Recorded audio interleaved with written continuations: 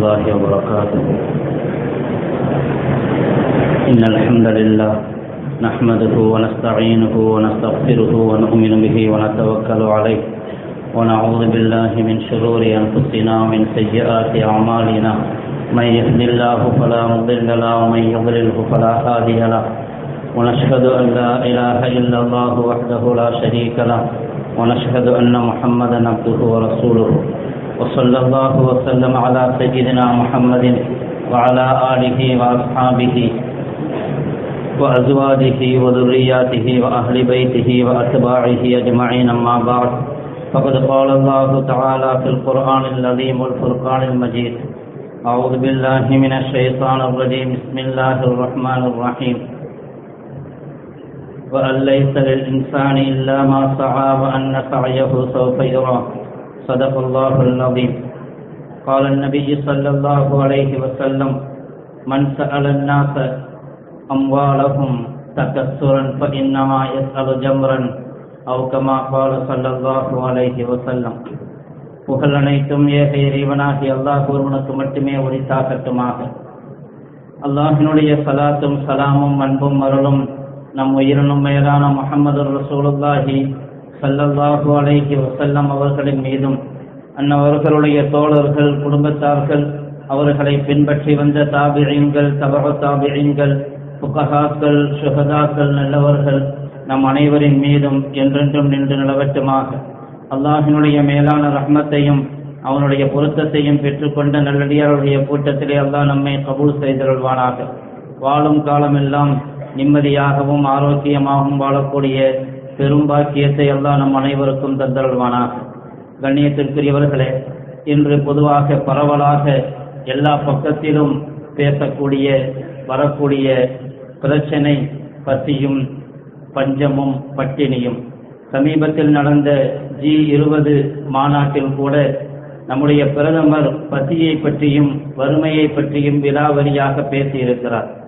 ஒரு பக்கம் பசி பஞ்சம் இருக்கிறது என்று சொன்னால் இது ஒரு சர்வதேச பிரச்சனை.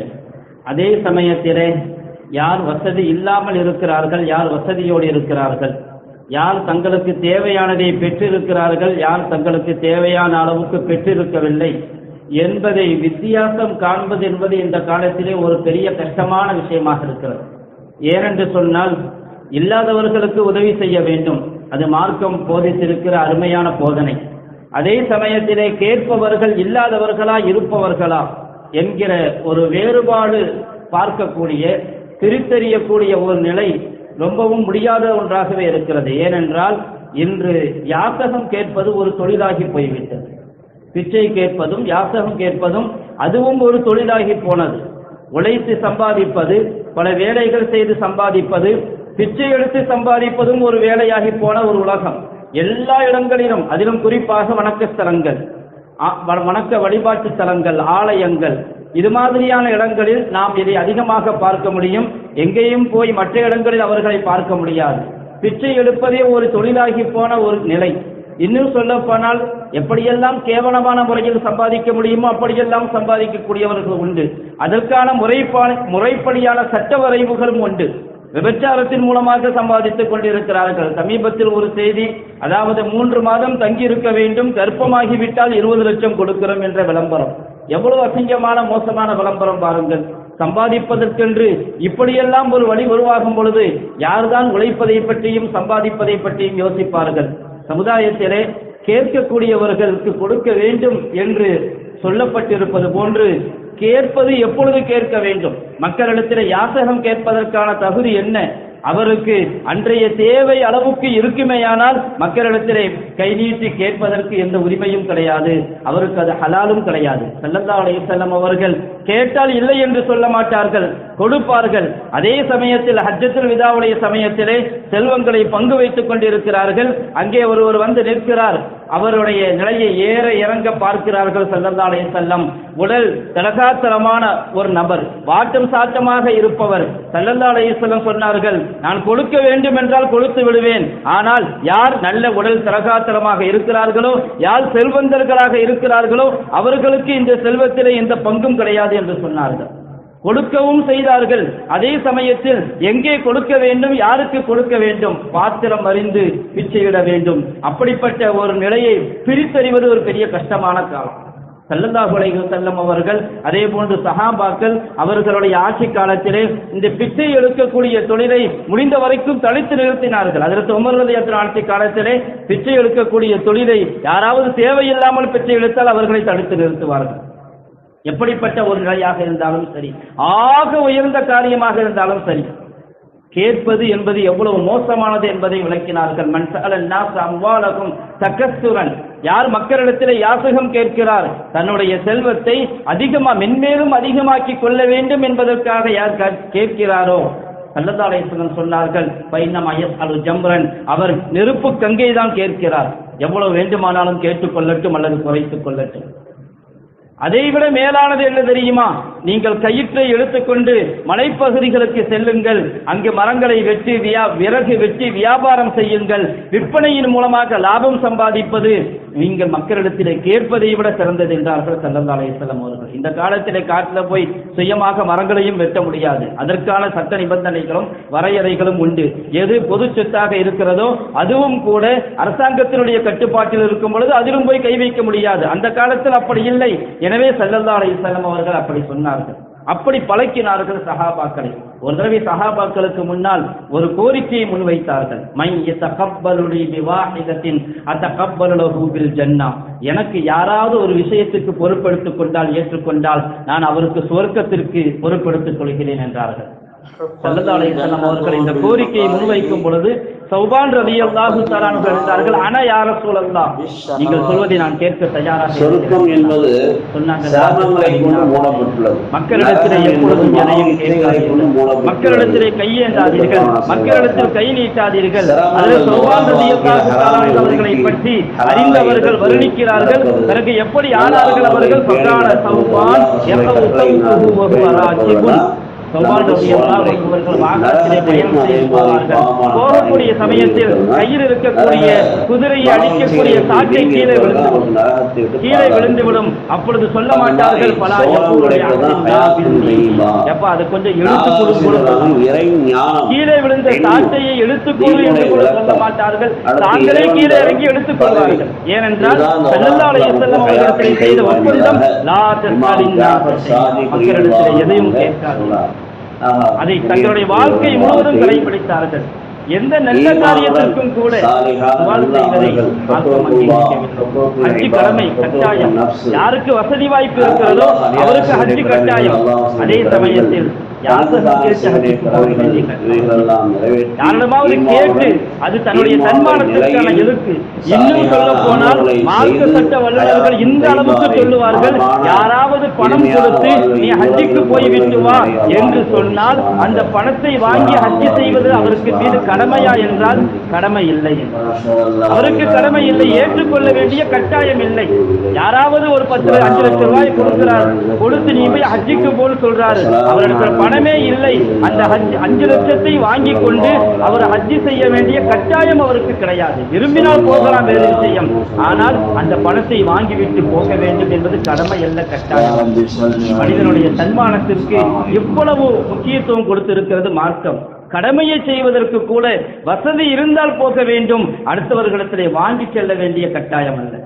அதற்கு உமர் ரலியல்லாஹு அன்ஹு ஆட்சி காலத்திலே ஒரு மனிதர் இன்ன ஷாப்பன் கவியன் தக்கரல் மஸ்ஜித், ஒரு நல்ல தரகாசரமான வாலிபர் மஸ்ஜிதுக்குள்ள வந்தார். வந்து எல்லாரிடத்திலும் சொன்னார், எனக்காக நீங்க உதவி செய்யுங்க, நான் அல்லாஹ்வுடைய பாதையில் எனக்காக நீங்கள் உதவி செய்யுங்கள், நாங்கள் ஜிஹாதுக்காக போகணும், அல்லாஹ்வுடைய பாதையில் செல்ல வேண்டி இருக்கிறது, எனக்காக உதவி செய்யுங்கன்னு சொன்னாங்க. அதில் உமர் ரலியல்லாஹு அன்ஹு அவரை பிடிச்சுக்கிட்டாங்க. அவரை பிடித்துக் கொண்டு அந்த சபையில் இருந்தவர்களிடத்திலே கேட்டார்கள், மை யஸ்தஅஜிருஹு மின்னி, யாராவது இங்கே இருக்கிறீர்களா, பிஅமலி அர்திஹி, அவருடைய நிலத்திலே விவசாயம் செய்வதற்கு, வேலை வாங்குவதற்கு, இவரை வேலைக்காரனாக அழைத்து செல்வதற்கு யாராவது இருக்கிறீங்களான்னு கேட்டாங்க. வந்தது சுவால் செய்வதற்காக, யாசகம் கேட்பதற்காக, எந்த காரியத்துக்காக? மது அருந்துவதற்காக அல்ல, பாவம் செய்வதற்காக அல்ல. அவர் கேட்டது, நான் அல்லாஹ்வுடைய பாதையில ஜிஹாது செய்ய வேண்டும், அதற்கான வசதி வாய்ப்பு என்னிடத்தில் இல்லை, யாராவது உதவி செய்யுங்கள் சொன்னாங்க. ஹஜ்ரத் உமர், வேண்டாம், இவரை வேலைக்கு ஒருத்தர் எழுந்திருச்சார், நான் கூட்டிட்டு போறேன்னு சொன்னார். என்னுடைய நிலத்தில் வேலைக்கு ஆள் தேவை இருக்கிறது, நான் கூட்டிட்டு போறேன்னு சொன்னார். அது உமர் கேட்டாங்க, நீங்க கூட்டிட்டு போறது சரி, கம் தஅஜிருஹுக்குல்ல ஷஹரின், ஒவ்வொரு மாசமும் சம்பளம் எவ்வளவு கொடுப்பீங்கன்னு கேட்டாங்க. வேலைக்கு அனுப்புறது மட்டுமல்ல, வேலையாட்கள் தொழிலாளர்களுடைய ஊதியத்தையும் நிர்ணயம் செய்ய வேண்டும். சரி, பெரிய ஆள் கிடைச்சிருச்சு, எவ்வளவு வேணாலும் வேலை வாங்கிக்கலாம், என்ன வேணாலும் கொடுத்துக்கலாம், இல்லை எவ்வளவு சம்பளம் கொடுப்பீங்கன்னு கேட்டாங்க. நான் விக்கதா ஒக்கதா இவ்வளவு சம்பளம் கொடுப்பேன்னு சொன்ன பிறகுதான் அனுப்பி வச்சாங்க. கொஞ்ச நாள் ஆச்சு. கொஞ்ச நாளைக்கு பிறகு உமர் கேட்டாங்க, மா பால அஜீருனா, நம்முடைய தொழிலாளி வேலைக்காரர் என்ன ஆனாலும் தெரியலையே, வேலைக்கு போனாரே என்ன ஆனாலும் தெரியல, வேலைக்கு மட்டும் அனுப்பவில்லை, அவர் வேலைக்கு சென்று சம்பாதித்தாரா, உழைத்தாரா, என்ன செய்தார் விசாரித்தார்கள். பிறகு அவரை கொண்டு வரப்பட்டது. அவருடைய கையிலே ஒரு பை நிறைய திருகங்கள் இருந்தது. அதற்கு உமர் ரலியல்லாஹு சொன்னாங்க, இங்க வாப்பா, இன் ஷிஇத ஃபல்ஆன ஃபர்து, நீ விரும்பினால் இப்ப ஜிஹாதுக்கு போ, இல்லாட்டி வீட்டில் உட்கார்ந்துக்க, ஓ இஷ்டம், நீ சம்பாதிச்ச பணம் இப்பொழுது உன்னுடைய இஷ்டப்படி செயல்பட்டுக்கொள், அதற்காக வேண்டி மக்களிடத்தில் வந்து யாசகம் கேட்காது. அதில் உமர் ரலியல்லாஹு அன்ஹு சமுதாயத்தை இப்படி பழக்கினார்கள். மார்க்கம் இதைத்தான் சொல்லுகிறது. எவ்வளவு பெரிய கடமையாக இருந்தாலும், அதாவது மார்க்கத்தினுடைய நல்ல காரியங்களாக இருந்தாலும் கூட மக்களிடத்தில் யாசகம் கேட்கக்கூடிய ஒரு நிலையை உருவாக்க கூடாது. ஆனால் இன்னைக்கு அது ஒரு தொழில், யார் எப்படி என்றே சொல்ல முடியாது. எப்படிப்பட்ட நிலையில் பெற்றை கேட்கிறார்கள் என்று தெரியவில்லை. அப்படிப்பட்ட ஒரு நிலை அவர்களை தொழிலில் ஈடுபடுத்துவதற்கு, ஒரு உழைப்பில் ஈடுபடுத்துவதற்கான என்னென்ன முயற்சிகளை நாம் எடுக்கிறோம். எத்தனையோ பேர் அவருக்கு தொழில் இல்லாமல் இருக்கலாம், தொழில் வாய்ப்பை ஏற்படுத்தி கொடுக்க வேண்டும். அவர் என்ன தொழில் செய்ய முடியுமோ அந்த தொழில் வாய்ப்பை ஏற்படுத்தி கொடுத்தால் அவர் சம்பாதிப்பார். அப்படித்தான் ஸல்லல்லாஹு அலைஹி வஸல்லம் அவர்களும் பழக்கினார்கள், சஹாபாக்களும் பழக்கினார்கள். ஆனால் கொடுத்து கொடுத்து அவர்களை சோம்பேறிகளாக ஆக்கிவிட்டால் நல்ல உடல் தலகாத்தமான ஆளுகளும் கூட காலமெல்லாம் பேங்க் பேலன்ஸ் நிறைய இருக்கும். ஆனால் வரும்போது வந்து நிற்கும் போது நமக்கு முன்னாடி பங்கரையாக தான் நிற்பார். பார்க்கும் பொழுது ஒண்ணுமே இல்லாதவர், இரக்கம் வருவது போன்றுதான் இருக்கும். அப்படிப்பட்ட ஒரு நிலையில் தான் வருவார்கள். ஸல்லல்லாஹு அலைஹி வஸல்லம் அவர்களிடத்தில் ஒரு அன்சாரி தோழர் வந்தார், ஓடோடி வந்தார், ஒரு பதற்றத்தோடு வந்தார். யார ரசூலல்லாஹ், நான் எப்படி வந்திருக்கிறேன் தெரியுமா, எங்களுடைய வீட்டிலே பெண்களும் பிள்ளைகளும் மயக்கம் போட்டு விழுந்து கிடக்கிறார்கள். உண்மை நிலையும் அதுதான். வீட்டுக்கு போனாங்க, எல்லாரும் அப்படியே விழுந்து கிடக்கிறார்கள். என்னப்பா இப்படி கிடக்குறீங்கன்னு கேட்டாங்க. எல்லாரும் இப்படி கிடக்குறீங்க, எழுந்திருக்க கூட முடியல அவங்களுக்காக. அவர்களுக்காக எழுந்து அமருவதற்கு கூட சக்தி இல்லை, அவ்வளவு பேரும் விழுந்து விழுந்து கிடக்கிறார்கள். என்ன ஆச்சு உங்களுக்கு கேட்டாங்க. அந்த மனிதர் கேட்கும் பொழுது குடும்பத்துக்காரங்க சொன்னாங்க, அல் ஜூ, பசி, எங்களுக்கு இவ்வளவு பசி இருக்கிறது, சாப்பிடுவதற்கு எதுவுமே கிடைக்கவில்லை, நீங்கள் எதையுமே கொண்டு வந்து தரவில்லை, எங்களுடைய நிலை மிக மோசமாக இருக்கிறது. இதை கேட்டுட்டு அவர் கையிலையும் ஒண்ணுமில்லை, வீட்டிலையும் ஒண்ணுமில்லை. அந்த மனிதர் நேரா ஸல்லல்லாஹு அலைஹி வஸல்லம் அவங்கள்ட்ட, ஒரே தீர்வு நபிகளார் தான், ஸல்லல்லாஹு அலைஹி வஸல்லம் அவங்கள்ட்ட வந்தாங்க. யார ரசூலல்லாஹ், நான் என்னுடைய வீட்டிலிருந்து இப்படி நான் வந்திருக்கிறேன், அவர்கள் இறந்து போவார்கள் போல தெரிகிறது. ஒரு பதற்றத்தோடு வருகிறார், பதற்றத்தோடு வந்து தன்னுடைய கோரிக்கையை முன்வைக்கிறார். நான் திரும்பி போகும் பொழுது அவர்கள் உயிரோடு இருப்பார்கள் என்று நான் நினைக்கவில்லைன்னு சொன்னார். அவர் சொன்ன வார்த்தை, நான் திரும்பி செல்லும் பொழுது அவர்கள் உயிரோடு இருப்பார்களா என்று தெரியாது, அல்லது அவர்கள் சிலர் இறந்தே போகலாம், அப்படிப்பட்ட ஒரு நிலையில் தான் வந்திருக்கிறேன். ஸல்லல்லாஹு அலைஹி வஸல்லம் அவங்க பதஷ்டப்படவே இல்லை. ஆளை பார்க்குறாங்க, வந்து சொன்ன நபரை பார்க்குறாங்க, அவர் நல்ல பலமா தான் இருக்காரு, அவர் நல்ல ஸ்ட்ராங்கா தான் இருக்காரு, தன்னுடைய குடும்பத்தை பத்தி சொல்றாரு. நம்ம குடும்பத்துக்கும் தேவை இருக்குது கண்டிப்பாக. குடும்பத்தில் உள்ளவர்கள் மயக்கமுற்று விழும் அளவுக்கு அவர் ஏழ்மையில் இருக்கிறார் என்பதும் தெரிகிறது. ஆனா வந்து நிற்கிறாரு, நல்ல ஸ்ட்ராங்கா தான் இருக்கிறார். ஸல்லல்லாஹு அலைஹி வஸல்லம் பதஷ்டப்படல. எப்ப அவங்களுடைய வீட்டுல ஏதாவது இருக்குதான் கேட்டாங்க. அல் இந்த கஷையுன், உங்களுடைய வீட்டுல ஏதாவது இருக்குதான்னு கேட்டாங்க.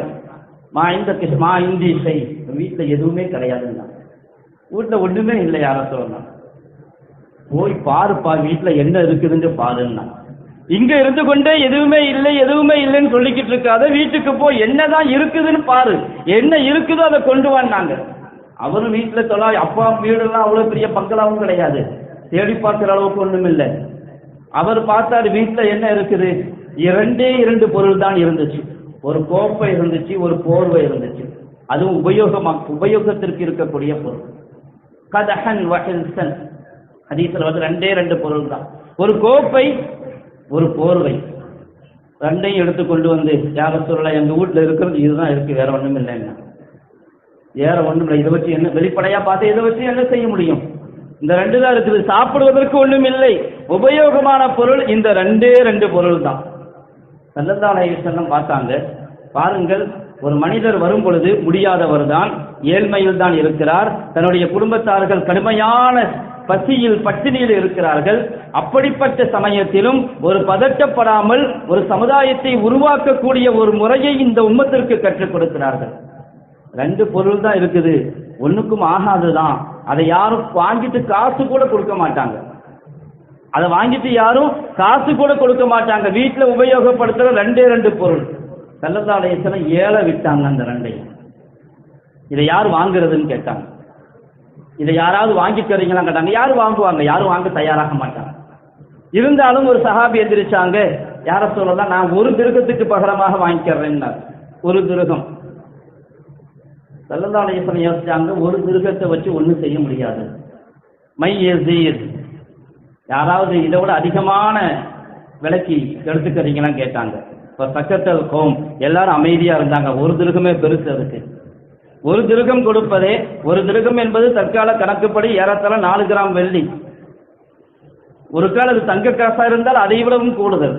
ஒரு திருகம் என்பதே பெரிய அமௌண்ட். இதை போய் இதுக்கு மேல வேற யார் எடுப்பாங்க? இப்ப சக்கத்தல் கோம் எல்லாம் அமைதியா இருந்தாங்க. ஸல்லல்லாஹு அலைஹி வஸல்லம் திரும்பவும் கேட்டாங்க. இன்னொருத்தர் எந்திரிச்சு சொன்னாரு, நான் 2 திருகத்துக்கு எடுத்துக்கிறேன்னு சொன்னாங்க. சரி, எடுத்துட்டு போங்க, 2 திருகத்தை கொடுன்னாங்க. 2 திருகத்தை வாங்கினார்கள். அந்த மனிதரிடத்துல கொடுத்து, ஒரு திருகத்துக்கு உன் குடும்பத்துக்கு தேவையான உணவுப் பொருளை வாங்கி கொடு, இன்னொரு திருகத்துக்கு கோடாரி வாங்கிட்டு வான்னு சொன்னாங்க. அவர் அதுபோன்று செய்தார். ஒரு திருகத்தை குடும்பத்தாருக்கு கொடுத்தார், இன்னொரு திருகத்தை தன்னுடைய உழைப்புக்கான தொழில் கருவியை வாங்குமாறு பணித்தார்கள் ஸல்லல்லாஹு அலைஹி வஸல்லம். யாரிடத்திலும் உதவி கேட்கவில்லை. சில சமயங்களில் அப்படியும் செய்வார்கள். ஆனால் இங்கே யாரிடத்திலும் உதவி தேடவில்லை. அந்த மனிதருடைய வீட்டில் இருந்த பொருளை எடுத்து ஏலம் விட்டு தொழில் கருவியை வாங்க வைத்து சொன்னாங்க, வலா அர என்னக்க 15 யௌமன், 15 நாளைக்கு உள்ள இந்த பக்கமே பார்க்க கூடாதுன்னாங்க. போய் விறகு வெட்டுனாங்க. 15 நாளைக்கு இந்த பக்கமே வரக்கூடாதுன்னாங்க. 15 நாளைக்கு பிறகு வந்தாங்க. எவ்வளவுப்பா இருக்குதுன்னு கேட்டாங்க. விறகு வித்தேன், 10 திர்ஹம் கிடைச்சிச்சுன்னு சொன்னாங்க. இப்ப போய் இதை பற்றி செலவு செய். இப்படி நீ சம்பாதிப்பது கியாமத்திலே மக்களிடத்திலே யாசகம் கேட்டு அந்த கரையோடு வருவதை விட இது சிறந்ததுன்னு சொன்னாங்க ஸல்லல்லாஹு அலைஹி வஸல்லம் அவர்கள். உழைப்பாளர்களை உருவாக்கினார்கள்.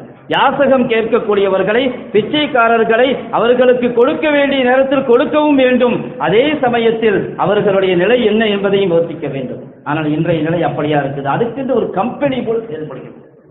அது ஒரு கம்பெனி ஆயிடுச்சு. அதை ஒரு தொழிலாக பேக்ரவுண்டிலிருந்து நடத்துறவங்க உண்டு.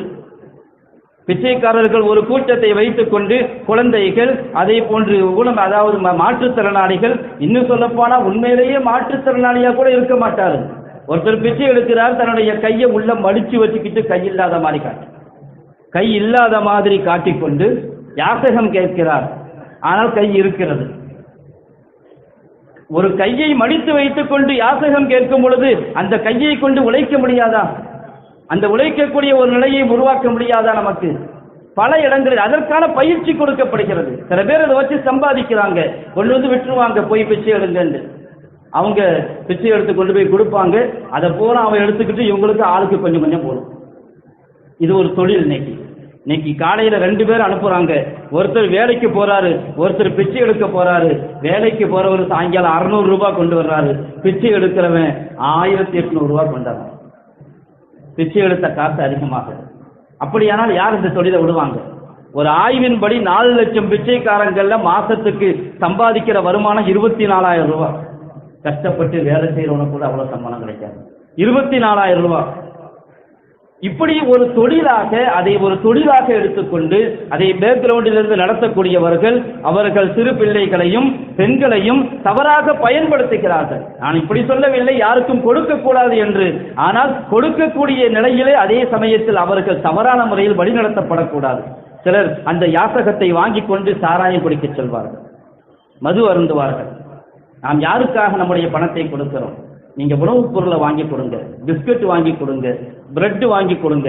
பல பேர் பாருங்க அதை ஏற்றுக்க மாட்டாங்க. வாங்கினாலும் கூட அதை பைக்குள்ள வச்சு ரெண்டாவது கை நீட்டிட்டு தான் நிற்போம். உணவுப் பொருள் வாங்கி கொடுங்க.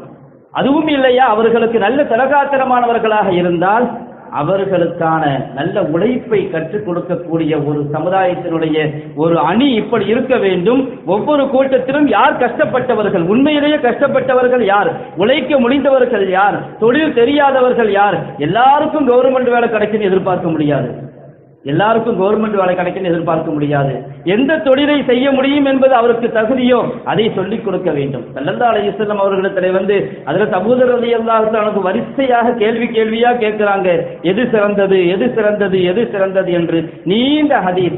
அதிலே கடைசியாக சொன்னாங்க, யா ரசூலல்லாஹ் எனக்கு எதுவுமே செய்ய முடியாது, நான் என்ன செய்யணும்? ஸல்லல்லாஹு அலைஹி வஸல்லம் சொன்னாங்க, துஈனு சானிஅன், ஒரு தொழிலாளிக்கு நீங்க உதவி செய்யுங்கன்னா. ஒரு தொழிலாளிக்கு உதவி செய்யுங்க. அவர் தொழில் செய்கிறாரு, தொழில் செய்ய தெரியும், அவருக்கு நீங்கள் உதவுங்கள். தொழில் கருவி இல்லையா, தொழில் கருவி வாங்கி கொடுங்கள், அதற்கான மெஷின் வாங்கி கொடுங்கள், அதற்கான ஏற்பாடு செய்யுங்கள். அந்த காலத்துல ஆடு மேய்ச்சாங்க மாடு மேய்ச்சாங்க, கேவலமாக இருந்துச்சு. இன்னைக்கு கண்ணியமான தொழிலாக போச்சு. ஷீப் ஃபார்ம், ஃபிஷ் ஃபார்ம், ஆட்டு பண்ணை, கால்நடை பண்ணைகள், அரசாங்கமே அதற்காக மானியம் கொடுக்கிறது. அப்படிப்பட்ட ஒரு நல்ல நிலைகளை உருவாக்குவதற்காக நிறைய ஏற்பாடுகள் இருந்தும் கூட அதை கண்டுகொள்ளாமல் இருப்பது, அதற்கான சமுதாயத்திலே நல்ல நிலைகளை உருவாக்காமல் இருப்பது இருக்கிறது. அது சமுதாயத்தில் மேல்மட்டத்தில் இருப்பவர்களுடைய பொறுப்பும் கூட.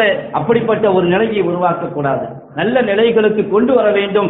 யாசகம் கேட்கக்கூடிய ஒரு நிலையை மாற்ற வேண்டும். அவர்கள் அப்படி யாசகம் கேட்டே பழகினால் காலமெல்லாம் அப்படித்தான் பழகிக் கொண்டிருப்பார்கள் என்பதையும் நாம் கவனத்தில் வைக்க வேண்டும். அத்தோடு அல்லாஹ்விடத்திலே எல்லாருக்காக வேண்டியும் கொடுக்க வேண்டியவர்களுக்கு கண்டிப்பாக கொடுக்கவும் வேண்டும். கொடுக்காமல் விட்டு வர வேண்டும் என்றல்ல. உண்மையிலேயே முடியாதவர்களாக இருந்தால் ஷரியத்திலே ஜக்காத்து கட்டாயமாக்கப்பட்டிருக்கிறது, சதக்கா இருக்கிறது. கொடுக்க வேண்டியவர்களுக்கு கொடுக்க வேண்டும், வேண்டாம் என்று சொல்லவில்லை. ஆனால் அவர்களை உழைப்பாளர்களாக மாற்றுவதற்கு முயற்சிக்க வேண்டும். அல்லாஹ்விடத்திலே நாமும் துவா செய்ய வேண்டும். அல்லாஹ் நமக்கும் அப்படியான ஒரு நிலை எந்த காலத்திலும் ஏற்படுத்திவிடக் கூடாது. ஸல்லல்லாஹு அலைஹி வஸல்லம் அவர்கள் அருமையான ஒரு துவா செய்வார்கள். அல்லாஹும் மக்ஃபிர்லி தம்பி வவஸ்ஸிஅலி ஃபீ தாரி வபாரிக் லி ஃபீ ரிஸ்கி. யா அல்லாஹ் என்னுடைய பாவங்களை மன்னித்திடுவாயாக, என்னுடைய வீட்டிலே விசாலத்தை கொடுப்பாயாக. விசாலமான வீட்டை கூட அல்ல, வீடு எவ்வளவு பெருசாக இருந்தாலும் சில சமயம் விசாலம் இருக்காது. நீ எனக்கு கொடுத்த வீட்டிலே விசாலத்தை கொடு. என்னுடைய ரிசுக்களை பறக்கச் செய்வாயாக. ஸல்லல்லாஹு அலைஹி வஸல்லம் அவர்கள் துஆ செய்தார்கள். அல்லாஹும் மக்ஃபிர் லி தம்பி வவஸ்ஸிஅலி ஃபீ தாரி வபாரிக் லி ஃபீ ரிஸ்கி. அல்லாஹ் ஜல்ல ஷானுஹு வ தஆலா எங்களுடைய வாழ்க்கையிலும் எங்களுடைய நம்முடைய பாவங்களை மன்னித்து அல்லாஹ் எல்லா விதமான கைர்களையும் பரக்கத்துகளையும் தந்தருள்வானாக. நம்முடைய எல்லா தேவைகளையும் அவன் நமக்கு நேரடியாக நிறைவேற்றியருள்வானாக. யாரின் பக்கமும் தேவையாக கூடியவர்களாக நம்மை ஆக்காமல் இருப்பானாக. கடைசி காலம் வரையிலும் எங்களுடைய வேலைகளை எங்களுடைய தேவைகளை நாமே நிறைவேற்றிக் கொண்டு ரப்பிடமிருந்தே கேட்டு பெறக்கூடிய நல்ல மக்களாக அல்லாஹ் நம்மை ஆக்கி